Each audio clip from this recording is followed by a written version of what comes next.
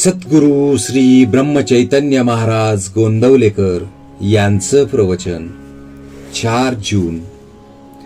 परमार्थात अभिमान आड येतो.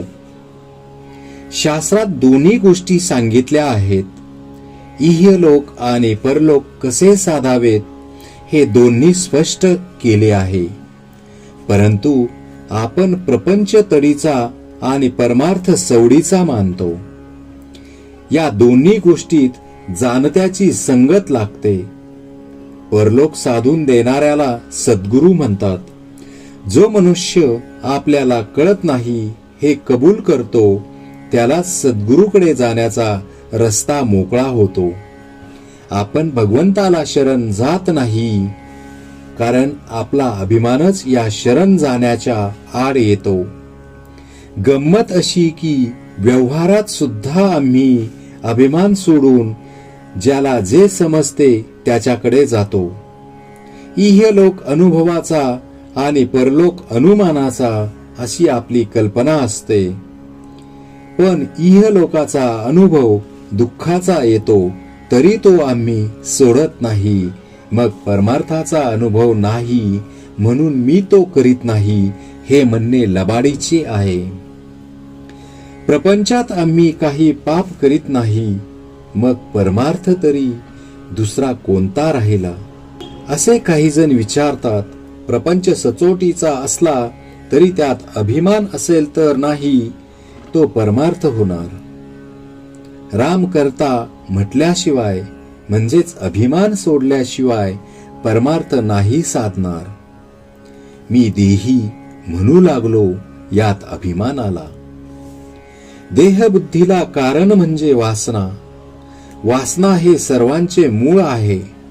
माझा जन्मच जर वासनेत आहे तर ती बाजूला काढल्यावर आम्ही जिवंत कसे राहू असे वाटते. जो या वासनेचा खून करतो तोच परमार्थाला लायक होतो. आणि ती जी मती ती जन्माला कारण होते. हे सगळे ज्ञानाचे बोलणे झाले पण प्रचितीने हे सर्व जाणावे. बायको पोरांचा त्रास होतो मन एकाग्र होत नाही म्हणून बुवा झाला. मठ केला. लोक येऊ लागले. त्यांना जेवायला घालण्याकरता भिक्षा घालू लागला. पण भगवंत सर्वांना खायला घालतो हे विसरला. छप्पर गळू लागले ते नीट करण्याचीच काळजी करू लागला. मग घरादारांनी काय केले असा बुवा होण्यापेक्षा प्रपंचातच राहिलेले काय वाईट.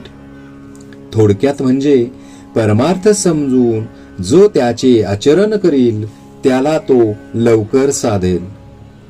त्या माणसाला प्रपंच सोडून जायचे कारणच उरणार नाही. जगातले आपले समाधान अगर असमाधान ज्या वृत्तीने आपण जगाकडे पाहतो त्यावर अवलंबून आहे. परमार्थात महत्व बाहेरचे ऐश्वर्य किती आहे याला नसून वृत्ती स्थिर होण्याला आहे. आणि भगवंताचे सतत अनुसंधान हाच वृत्ती स्थिर होण्याचा एकमेव उपाय आहे. परमार्थाला कोणतीही परिस्थिती चालते. आपली वृत्ती मात्र स्थिर असली पाहिजे. श्रीराम जय राम जय जय राम.